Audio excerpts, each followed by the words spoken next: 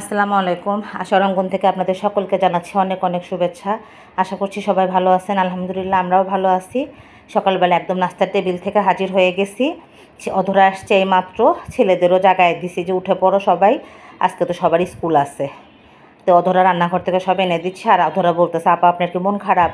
তো বললাম যে না, সকালবেলা আমার মন এরকমই থাকে, মানে ঠিকঠাক মতো কাজ কর, না হলে কিন্তু খবর আছে।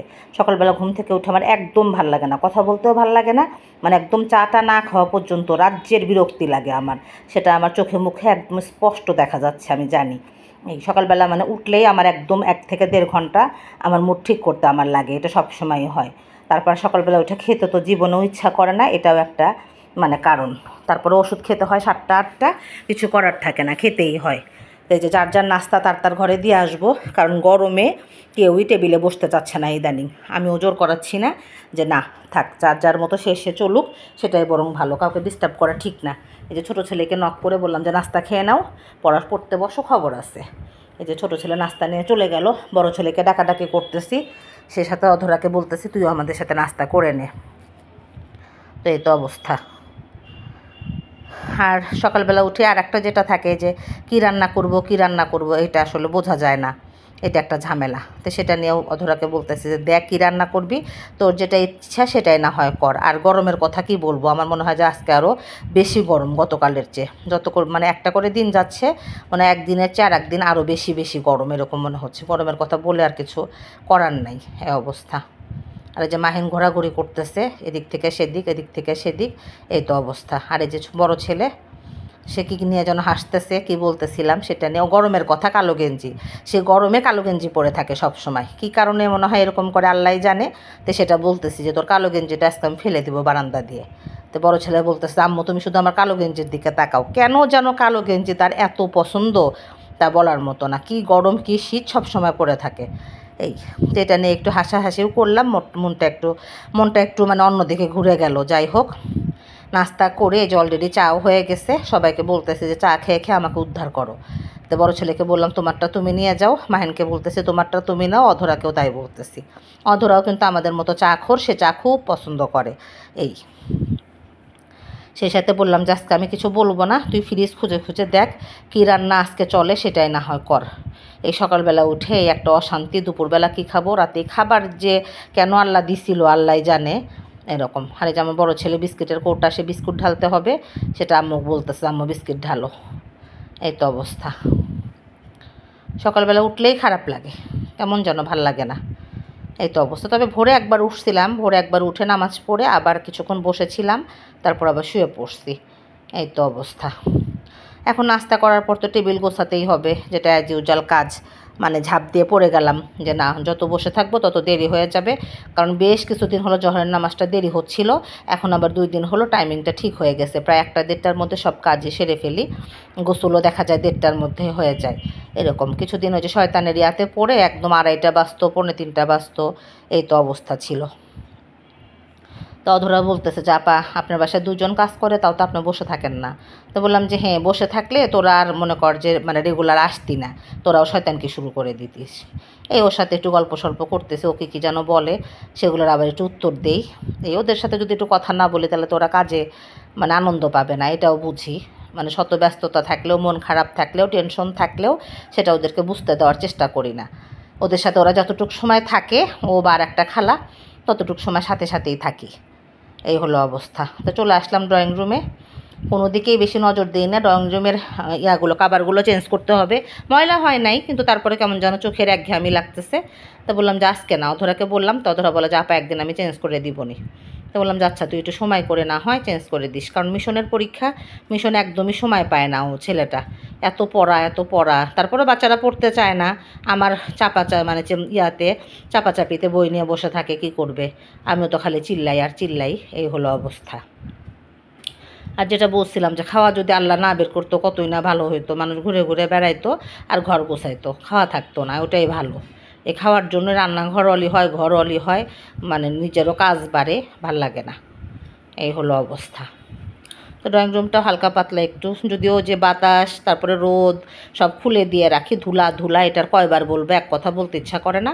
প্রতিদিনই কিন্তু 2বার 3বার করে মুছে দিই, যে এখন একবার মুছতেছি, আবার গোসলে যাবার আগে একবার একটু মুছবো, বিকালবেলা আবার মুছি, এই তো অবস্থা। তারপরে ধুলার কোনো কমতি নাই। তবে এগুলো করতে আর মানে বিরক্তির লাগেও কোনো ইয়া নাই, তারপরেও বলি যে না ভালোই লাগে, খারাপ লাগে না। এই যে ড্রয়িং রুমে বাতাস আসতেছে, রোদ আছে, প্রচুর রোদ, কিন্তু সেই সাথে আবার বাতাসও আছে, এটা একটা ভালো সাইন।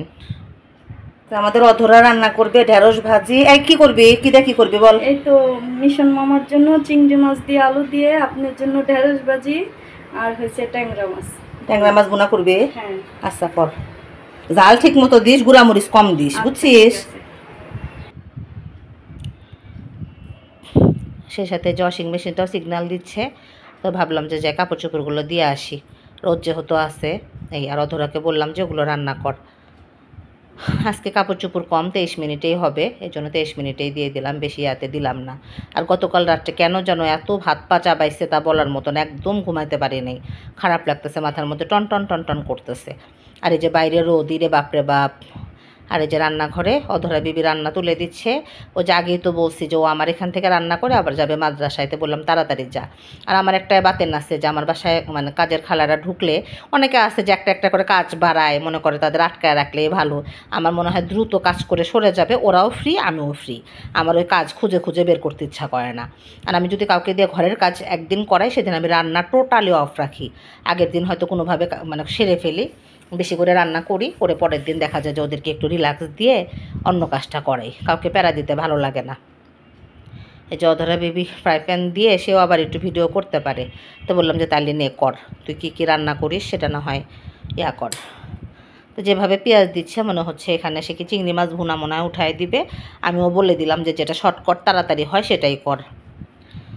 তো বললো যে মিশন মামার চিংড়ি মাছটা না হয় আম্মু আগে উঠায় দিই, বললাম যে আচ্ছা ঠিক আছে দিয়ে না হয়। তো চিংড়ি মাছটা উঠাই দিচ্ছে। আমার বড় ছেলে, আমি আগেই বলছি, সে কিন্তু চিংড়ি মাছটা আবার ইয়া ছাড়া খাবে না, আলু ছাড়া, শুধু পেঁয়াজ দিয়ে যে ভুনা সেটা খাবে না। আমরা তো সিরাজগঞ্জের মানুষের অ্যাজ ইউজুয়াল কিছু রান্না আছে, সেটা তো সবার বাসায় এক। যেমন চিংড়ি মাছটা আমরা ছোট বড় যেটাই হোক না কেন ভুনা খেতে পছন্দ করি বা লাউ দিয়ে খেতে পছন্দ করি, কিন্তু আমার বড় ছেলে আবার আলু দিয়ে খেতে পছন্দ করে, এই তো একটা অবস্থা। আমার কাছে লাউ দিয়ে বা পেঁয়াজ দিয়ে ভালো লাগে, কিন্তু মিশন যেহেতু পছন্দ করে। আর মানে ছেলেদের ক্ষেত্রে কিছু বলি না কেন, যে ওরা 8-10টা বাচ্চাদের মতো আমাকে খুব একটা বিরক্ত করে না। এই মানে দেখা যায় যে বাচ্চাদের একটা বিরক্তি থাকে, বাচ্চাদের একটা ডিমান্ড থাকে। ওদের দুই ভাই মাশাআল্লাহ আমার কাছে কখনোই মানে ওইভাবে যে কোনো ডিমান্ড বা বিরক্ত, আমাদেরকে এটা করে দাও ওটা করে দাও, এখানে যাব সেখানে যাব, এটা কিনে দিতেই হবে, না দিলে হবে না। বা অনেক গার্জেনকে দেখি যে বাচ্চাদের টিফিন দিলে এই টাকাতে হবে না, এটা লাগবে, বা আজকে আমাকে এইটা টিফিন দিতে হবে। ওরা যেহেতু এগুলো বলে না কখনো, শুধু খাওয়ার ব্যাপারে ওদের কিছুটা মানে রুচির মানে ইয়া আছে, পছন্দের ব্যাপার আছে, এর জন্য কিছু বলি না। কিছু পছন্দ ওর বাবার মতো, কিছু পছন্দ আমার মতো। যেমন ওর বাবা কখনোই ব্রয়লার মুরগিটা পছন্দ করতো না, মানে খাইতোই না। সেটা মিশন পাইছে, মিশনও কিন্তু ব্রয়লার মুরগি হোক দেশি মুরগি হোক, সে সচেতনভাবে কোনো মুরগি সে পাতে নিবে না এইটা। আবার গরুর গোশ চিংড়ি মাছটা তার পছন্দ। আর আমার ছোটো ছেলে জানে যে চিংড়ি মাছটা পোকা, সে নাকি একটা বইতে পড়ছিল যে চিংড়ি মাছ এক ধরনের পোকা, এটা শোনার পর থেকে সে কোত্থেকে দেখলো আর কি শুনলো, এ জীবনে কোনো দিন চিংড়ি মাছ আর আমার ছোটো ছেলে পাতে নেয় না। আবার ছোটো ছেলে যেমন চিকেন পছন্দ করে, ছোটো ছেলে আবার গরুর গোশ দিলেও পছন্দ করে, কিন্তু মিশন কিন্তু আবার গরুর গোশ খাবে বা চিকেন খাবে না। এইটাই শুধু জাস্ট প্রবলেম, অন্য কোনো প্রবলেম নাই আমার বাচ্চাদের।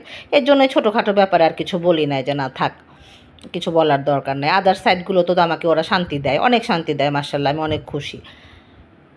তো এই যে অধরা বেবি চিংড়ি মাছ ছেড়ে দিল, সেও কিন্তু ভিডিও করতে পারে টুকিটাকি।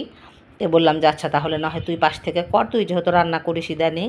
আর আমার আগের খালাটা নাতি হয়েছে, নাতিন হয়েছে, সে একটু ব্যস্ত, আমাকে বলছে যে খালা আমি তো মানে শুরু করলে মাঝে মধ্যেই মানে বাদ দিতে হবে, তোমার অসুবিধা হয়ে যাবে। তা আমি বলছি যে না খালা, এখনই তুমি মানে একদম শেষ করে তারপর না হয় আসো। আর এই কয়েকদিন মানে অধরাই আমাকে বক্সি দিবে বলছে। এই তা আমি কাজের ক্ষেত্রেও দেখা যায় যে মাশাআল্লাহ যখনই এদিক থেকে বলবো, কারণ ঢাকা শহরের এই যান্ত্রিক অবস্থা 12টা বাজে প্যারা, আমি প্রত্যেকদিন গ্লাস ক্লিনার দিয়ে চুলা ভালো ব্যবস্থা করে দিবে। তো তো দেখি মেশিন হয়ে গেছে পুরা রোবট, দেখাই নাইকে অধরা তার রান্না বান্না শেষ। তারপর অধরার ভিডিও নিয়ে চলে আসলাম একটু বেডরুমে। এই যে আমার বেডরুমের অবস্থা, এসিটা বন্ধ করে দিলাম। এই যে রোদ, ইরে বাপরে বাপ, মনে হচ্ছে যে গ্লাসের ভিতর দিয়ে চলে আসবে। আর দেখেন বাতাসের যে প্রুফ সেটা, এই যে এই পরিমাণ বাতাস। এখন এখান থেকে বাতাস এসে অড্রপের উপরে যে হাবিজাবি থাকে সেগুলো পর্যন্ত পড়ে যায় এই বাতাস, কিন্তু তারপরে গরমের তীব্রতা কমে না। এই হলো অবস্থা, কিছু বলার নাই, করারও নাই। তো ভাবলাম যে না, ওই এসি অন করে ঘরবাড়ি ঝাড়লে একদম এসিটা খুব দ্রুত হয়ে যায়। তার জন্য ভাবলাম যে না, একটু জানালা খুলে দিয়ে ঘরটা না হয় গোছায় নিই। সেক্ষেত্রে আবার ছোটো ছেলেকে বিদায় দিতে আসলাম। আমার তো অ্যাজ ইউজাল লাইফ প্রতিদিন একরকম। এই যে মাহিনের পানির বোতলটা বারবার ঢুকাচ্ছি, বারবারই খুলে যাচ্ছে। এই তো অবস্থা। মাহিন চলে যাচ্ছে, রোদ প্রচণ্ড, মানে মন চাচ্ছিল না দিতে, কিন্তু পরীক্ষার আগে কখন আবার কি দিয়ে দেয় বোঝা যায় না। এবার তো নতুন সিলেবাস সবারই, এর জন্য বললাম যে আব্বু যাও। ও তেমন বিরক্ত করে না, গেল। কিন্তু আমার মনটা খুব মানে করতেছিল, এত রোদ। কারণ আমার বাচ্চারা প্রচণ্ড পরিমাণে ঘামে এরকম। একটু দাঁড়ায় আসছি, চোখে একটু বিদায় দিয়ে, জুতা সবসময় একটা বের করতে আর একটা বের করে ফেলে। ওরও মনটা খারাপ, বারবার বলতেছিল যে আম্মু এ গরম গরম। তো বললাম যে আব্বু গরম গরম করলে গরম আরও বেশি লাগবে। এই তো অবস্থা। সেক্ষেত্রে আবার এই যে কারেন্ট চলে গেল, বললাম যে বাধা পড়লো, তুমি সিঁড়ি দিয়ে চলে যাও। এই যে মাহিন সিঁড়ি দিয়ে চলে যাচ্ছে, আমি ওকে বিদায় দিয়ে বাকি কাজগুলো সারবো।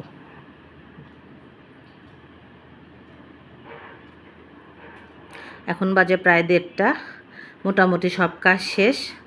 বললাম তো যে কোনো কিছুই মানে তেমন ডিপ ক্লিন করা হয় নাই, তবে অধরাকে সাথে নিয়ে খুব দ্রুত এই জানালার গ্লাসগুলো, তারপর পর্দাগুলো সব বাড়ি দিতে হবে। কারণ দেখলাম যে প্রত্যেকটা থাইয়ের পিছনে পিছনে একদম ময়লা জমে গেছে, বাতাস আসছে বাতাসে। তো ভাবলাম যে না, আজকে আর না, এই যে প্রত্যেকটা রুম কোনো রকমভাবে গোছায় নিছি, অ্যাজ ইউজাল যেভাবে যা করি তাই।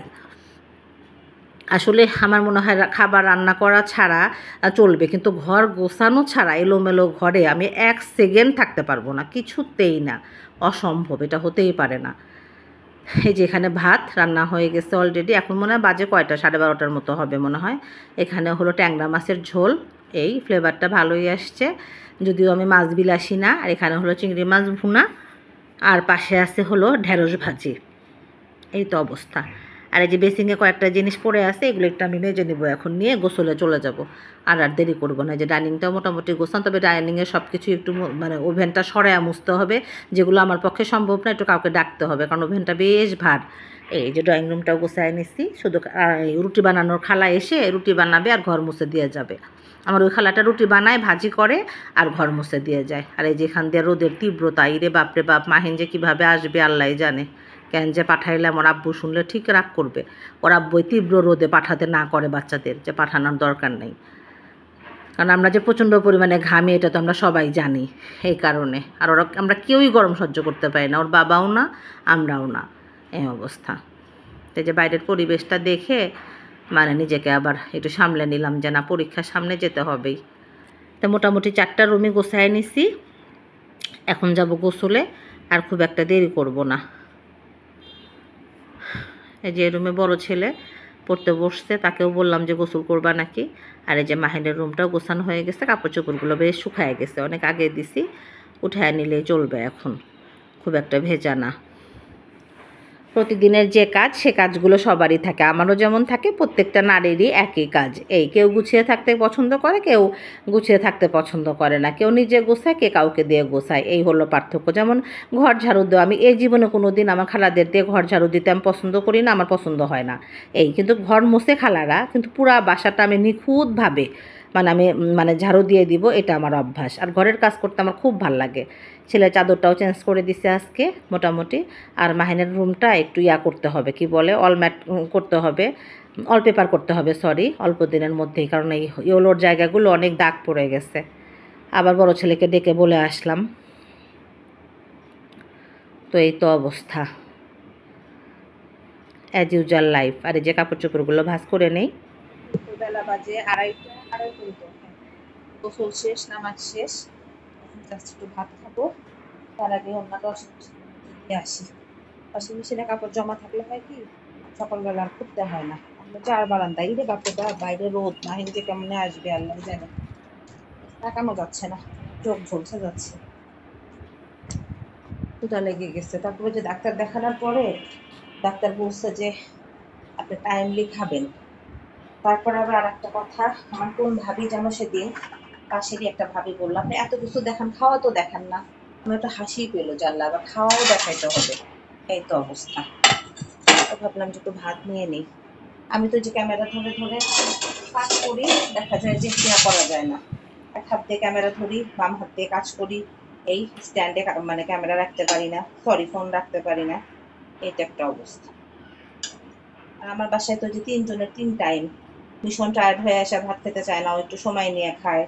মাহিন তো আসবে সেই আসরের নামাজের সাথে সাথে, আসরের আজানও দিবে, মাহিনও ঢুকে পড়বে। আর আমি তো এই যে এখন মনে হয় যে একটু খেয়ে ওষুধ খেলে ভালো হয়, এই হলো অবস্থা। আমি জাস্ট খাবো হলো ঢেঁড়স ভাজি আর ট্যাংরা মাছ। এই তো বিকালবেলা প্রায় আসরের নামাজের সময় হয়ে গেছে, যে মাহিনের কি অবস্থা, স্কুল থেকে চলে আসছে একদম বাজে অবস্থা হয়ে গেছে ঘেমে। এই যে ফ্রিজের পানি খাবে এখন, আমি পাশ থেকে বারবার না করতেছি, যাবো ফ্রিজের পানি কিন্তু খাওয়া যাবে না। পরে আমি এই যে কাছে যদি না থাকতাম তাহলে সরাসরি কী করবে বাচ্চারা, ওদেরও দোষ নাই, এ দেখেন মানে ঘেমে কি অবস্থা হয়ে গেছে, মনে হয় যে পুরা গোসল করে উঠছে। এই যে আমি পাশ থেকে বলতেছি যে না আব্বু পানি মিশায়া খাও, এই তো অবস্থা। মনে হচ্ছে যে কালকে যদি এরকম রোদ থাকে আর পাঠাবো না, আজাব হচ্ছে বাচ্চাদের, কি অবস্থা রে বাপরে বাপ। আর আমি নিশ্চিত একটা ফ্রেন্ডের সাথে গল্প করতে করতে আসে, ওই যে আসার সময় রিক্সায় বা অটোতে আসতে চায় না, আমার মনে হয় আজকেও সে হেঁটে আসছে স্কুল থেকে, এই কারণে এই অবস্থা। আমার এই বাচ্চাটা আবার মিশুক বেশি, তার সে আবার ফ্রেন্ড পাগল, বড় বাচ্চাটার মতো না। তো যে মাহিনকে আমি ভাত দিয়ে দিয়েছি, চুপ করে, সে তো খালি গায়ে মানে ভিডিওতে আসতে চায় না, পিছন থেকে চুপ করে ভিডিও করে নিলাম। সে এসির মধ্যে বসবে, বললাম যে আচ্ছা তা ঠিক আছে, তাহলে না আমার রুমেই খাও। আর এই যে সব এলোমেলো করে রাখছে, এগুলো আবার জায়গার জিনিস জায়গায় রাখতে হবে, কারণ টায়ার্ড হয়ে আসছে এখন, আর তাকে প্রায় আধা ঘন্টা 1 ঘন্টা কিছু ডিস্টার্ব করা যাবে না, এটা আবার তার নিয়ম। তো তার জিনিসগুলো সব জায়গার জিনিস জায়গায় রাখি। আর একটা বাসার সবচেয়ে অপ্রিয় কাজ হলো আমার এই ফিল্টারে পানি দেওয়া। আগে ছিল গরম পানি করে ফিল্টারে দেওয়া, এটা ছিল সবচেয়ে অসহ্যজনক কাজ। এখন আবার একটা অসহ্যজনক কাজ আসছে, সেটা হলো যে ফিল্টারে পানি দেওয়া। যদিও যেহেতু পিউরিট ব্যবহার করি, ফুটাতে আর হয় না, কিন্তু তাতে কি, বারবার যে পানি দিতে হয়, বারবার যে বোতল ভরতে হয়, এটা সাধারণত মিশনই করে। কিন্তু ওই যে বাচ্চাদের মতি গতি, আর গরমে তো প্রচুর পরিমাণে পানি লাগতেছে।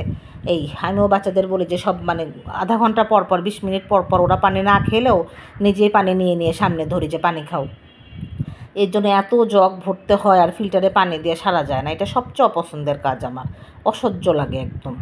এখন কী করবো, কিচ্ছু করার নাই। আগে যে টিউবওয়েল ছিল ওইটাই মনে হয় ভালো ছিল। মানুষের যত মানে জীবন আসতেছে তত আরও মানে কষ্ট বেশি হচ্ছে মানুষের। সারাদিন এই বোতল ভরতে ভরতে জীবন শেষ। তারপর আসলাম চার কাছে, এটা তো আর একটা মানে বিরক্তিকর ব্যাপার। আসরের পরে চা না খেলে তো ভালোই লাগবে না, মাথা ধরবে। তারপরে বড় ছেলের চেয়ে ছোটো ছেলে আরও রুটিন মাফিক বেশি, তার তো চা লাগবে, এই যে বলতেছে আম্মু চা দাও, ভাত খেয়েই চা চাবে। আমার মতো কার কার এই অভ্যেস আছে একটু জানাবেন। আমরা কিন্তু এই যে চার অভ্যাস করে একদম বাজে অভ্যাস করে ফেলছি মনে হয়, চা ছাড়া চলতেই পারি না।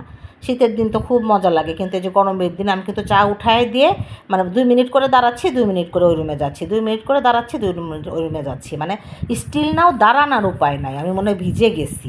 এই যে এক হাত দিয়ে আমার ক্যামেরা মোবাইল, আর এক হাতে আমি চা সেঁকতেছি, এই তো হলো আমার অবস্থা। আর গরমে যা তা, এখন আমি চাটা নিয়ে সিটে মনে হয় দৌড় দিতে পারলে বাঁচি, এই অবস্থা। কী যে করছি, চাটা মনে হয় শীতের দিন খেলে শুধু ভালো হইতো, এই গরমের দিনেও এই চা না খেলে হয় না। ছেলেদের কি বলবো, যেহেতু আমারই অভ্যাস, এই ছেলেদের তো অভ্যাস হবেই। বড়টা তাও কিছু বলে না, বিশেষ করে ছোটোটা আসরের পরপরই যে ভাত খাওয়ার পরেই, ভাত খেতে বসে বলছে আম্মু চা উঠায়ও, এরকম। এখন কি করার, নিজের ফাঁদে নিজে পা দিছি, কিছু তো করার নাই। এই যে এক হাত দিয়ে কাপগুলো নিয়ে যাচ্ছি, পড়ে না যায় এখন। তাই ছেলেদের বললাম যে যার যার চা শেষে নিয়ে যাও, আমি কিন্তু গরমে অস্থির হয়ে গেছি। আমি এখন আমার চাটা নিয়ে ঘরে ঢুকবো, আর মাগরিবের আগে বের হবো না, যা ইচ্ছা তাই হোক, মাগরিবের পরে আসবে টিচাররা। তো এই তো অবস্থা। আমার মতো চাল আবার কে কে আসছেন অবশ্যই জানাবেন। আর চা আরও ব্যতিক্রম কীভাবে বানালে আরও সুস্বাদু হবে, সেটা যদি কারো জানা থাকে সেটাও জানাবেন। আমার তো একঘেয়েমি চা বানানো, এই সেক্ষেত্রে আমি যে চা নিয়ে আমার ঘরে চলে আসছি, ডাইনিংয়ে বসে বসে চা খাওয়া সেটা এখন স্বপ্নের ব্যাপার, মানে ইয়াই হয় না, মানে সাহসী হয় না, ডাইনিংয়ে মনে হয় গরম আরও বেশি। তো এই তো অবস্থা, বিস্কুট আর ফ্রিজে নেওয়ার সময় নেই, কোটা ধরে বসে পড়ছি যে না, চাটা না হয় এখানে শেষ করি। আর যেটা বলতেছিলাম যে চা না খেলে না ভালো লাগে না, মাথার মধ্যে কেমন যেন লাগে বিকালবেলা। আগে তো সারাদিনে 4 কাপ 5 কাপ খাইতাম, আমার আম্মাও এখনও মনে হয় 3বার 4বার চা খায়, বাট আমি তো এখন মানে রুটিন মাফিক 2বারই খাচ্ছি, 3বারও খাচ্ছি না। আর এই যে চা খাওয়া শেষে আমার ঘরে গ্লাসের ভিতর দিয়ে প্রকৃতি দেখার চেষ্টা করতেছি। এখন গ্লাসের ভিতর থেকে তার প্রকৃতি আসলভাবে দেখা যাবে না, তাই আমি বৃথা চেষ্টা করে বিভিন্নভাবে একটু দেখে চোখে শান্তি আনার চেষ্টা করতেছি, যে না দেখি কেমন লাগে। আমার পিছনের ছাদ বাগানটাও দেখার চেষ্টা করতেছি, যে ভদ্রলোক পানি টানি দিচ্ছে নাকি ঠিক মতো, কিন্তু দেখি যে না, মানে সে ছাদ বাগানেরও খা অবস্থা। তো অনেকক্ষণ দেখে ভাবলাম যে না, এই ছাদ বাগান আর গ্লাসের মধ্যে দিয়ে দেখে চোখের শান্তি হবে না, বরং আমার সময় নষ্ট হচ্ছে, তার চেয়ে অন্যদিকে যাই। তো জট্রপের উপরে একটু গোছায় নিয়ে ভাবলাম যে মাগরিবের নামাজ তো মানে আসরের নামাজের বেশ খানিকটা সময়ের পর এইটা, ভাবলাম যে কাপড়গুলো একটু গুছিয়ে নিয়ে মাগরিবের নামাজের আবার প্রিপারেশন নিয়ে নিই। আর আজকে মাহিনের ম্যাম আসলে এই রুমে পড়তে দিতে হবে, কারণ মাহিনের রুমে প্রচুর গরম, মানে বলতে হবে এই রুমে বসার জন্য অনেক গরম, আজকে বেচারার কষ্ট হবে। তো ভাবলাম যে আমি না হয় ওই রুমে চলে যাবো নি, এই রুমে মাহিনকে পড়াবে নি। তো কাপড়গুলো ভাঁজ করে জায়গার কাপড় জায়গায় দিয়ে দিলাম। আর এই যে মাগরিবের পরে অ্যাজ ইউজুয়াল যাচ্ছি বাইরে, আমার একটা ওষুধও নাই। গতকাল রাত্রে আমার যতগুলো ওষুধ সেখান থেকে জাস্ট 50% ওষুধ খাইছিলাম, কারণ ওষুধ প্রায় শেষ হয়ে গেছে, আমার মনে নাই। ডাক্তার আমাকে বলছে যে আপনি একটা ওষুধও 1 মাসে হেরফের করবেন না। সেখানে কিন্তু কালকে আমার এলোমেলো অলরেডি হয়ে গেছে। এই আর একটু কাজ আছে, টেলার্সে একটা ব্যাগও নিলাম সাথে, নিয়ে নেমে যাচ্ছি লিফটে, যে না গরম গরম করলে আর কাজ হবে না, কারণ সকালবেলা বের হওয়া আরও কষ্টকর ব্যাপার, এর জন্য এখন বের হচ্ছি। এই যে হাতে বিশাল আকৃতির একটা ব্যাগ, আর এই যে লিফটের মধ্যে সময়টা মানে একদম যেতেই চায় না এই অবস্থা। কাঁচা বাজার কিছুটা লাগতো, সাথে একটু মানে চিকেনও শেষ হয়ে গেছে, কিন্তু আসলে এখন আর সম্ভব না, সামনে যা পাই দেখি তাই নিয়ে আসবো। আর এই যে আমাদের গ্যারেজ এখনও কাজ বাদ আছে, হয় নাই। সেক্ষেত্রে আমি প্রথমে যাব সাকিবের দোকানে, অ্যাজ ইউজুয়াল সাকিবের দোকানে একটু কাজ আছে, সেটা আবার সাকিবের সাথে সারলাম। একটা ইনফরমেশন নেওয়ার ছিল, সেটা নিলাম। ও আমাদের পরিবারের মানুষের মতো, তো আমি যেটা জানি না সেটা আবার ওর কাছে গেলে জিজ্ঞেস করি, ও বলে দিতে পারে। তো আজকে সাকিবের দোকানে অনেক কাস্টমার, সাকিব বলতেছে আন্টি আজকে ভিড় অনেক। তা আমি আবার একটু 2টা জিনিস নিলাম, নিয়ে সেটার জন্য আবার একটু অপেক্ষা করলাম, কারণ আমি নিজের মানুষ, আমি তো তাড়াহুড়া করলে হবে না। তো বললাম যে আব্বু তুমি দিয়ে দাও, আমি না হয় পরেই নিই। সেখান থেকে আসলাম ওষুধের দোকানে। এই যে ওষুধের দোকানে এসে প্রচুর পরিমাণে ভিড়। আমাদের আবার এই ওষুধের দোকানে আমার সব ওষুধ একবারে পাওয়া যায়। আর এই যে এখান থেকে আমি মানে দাঁড়ায় আসছি সিরিয়ালে, কখন যে এদের সিরিয়াল শেষ হবে আল্লাহই জানে। আর এই যে বাইরে ঝুম বৃষ্টি না, গুড়ি গুড়ি বৃষ্টি, মানুষের শুধু যাতায়াতের ব্যাঘাত হচ্ছে। কেউ বলতেছে যে একটু বাতাস থাকলে ঠান্ডা হয়ে যেত, কিন্তু বাতাস নাই। আর এই যে আমাদের রায়েরবাগের রাস্তাগুলো এই পরিমাণ জ্যাম হয়ে গেছে, অটোটা বলার মতো না। এই যে আর আমি যে দাঁড়ায় আছি ঘেমে একবার মনে হয় গোসল করে উঠছি। আর এই গলিতেই আমার টেলার্স, মানে টেলার্সটাও এই ওষুধের গলির মধ্যেই, এর জন্য একদিকে মানে এক কাজে এসে আমার 2 কাজ হয়ে গেছে। আর এই যে আমি ঘেমে কী অবস্থা বোঝা যাচ্ছে। সেখান থেকে আসলাম এই যে রায়েরবাগ মডেলের নিচে কুকারিজের দোকানে। ও এমনি সামনে দাঁড়ায় ছিল, বলে যে ভাবি হাবি জাবি আনছে আসেন। তাই ভাবলাম যে টুকি দিয়ে যাই। তো এই মগটা একটু পছন্দ হলো, তো সেটা নিয়ে ও দাম চাচ্ছে বেশি, এটা নিয়ে আবার একটু রাগারাগি করলাম, কথা বললাম, বলে আবার নিয়েও আসলাম। তো বলতেছে ভাবি ঈদের আগে হাবি যাবি অনেক কিছু আসবে আসেন। তো বললাম যে আচ্ছা ঠিক আছে ইনশাল্লাহ আসবো না হয়। এই তো সেখানে আবার একটা কে যেন ছিল, সে আবার আমার চ্যানেলটা সাবস্ক্রাইব করলো ভিডিও করা দেখে। এই সেক্ষেত্রে যে মালিক জাবেদ ভাই, তাকে আবার বললাম যে ভাই দাম বেশি যাচ্ছে। এই মগটা কেন জানো আমি অনেক দিন ধরে মানে হাতায় রাখি, এ পর্যন্ত মানে বিক্রি হচ্ছে না, কেন যেন মনে হয় চোখ লাগছে। তো ভাবলাম যে আমি নিয়ে যাই। আর একটা ভাতের হাঁড়িও পছন্দ হলো, সসপ্যান, কিন্তু ওটা নিলাম না, যে না থাক লাগবে না। এই তো অবস্থা। নতুন যে কোনো জিনিস মহিলাদের কুকারিজ দেখলে ভালো লাগে, সেটা শুধু আমার না সবারই। এই তো এটা দেখে বাসায় চলে আসলাম লিফটের মধ্যে। তবে আজ এই পর্যন্তই। সবাই ভালো থাকবেন, সুস্থ থাকবেন, আশার অঙ্গনের সঙ্গে থাকবেন, আমার চ্যানেলটি সাবস্ক্রাইব করবেন, গঠনমূলক সমালোচনা করবেন। তবে আজ এই পর্যন্তই। আল্লাহ হাফেজ।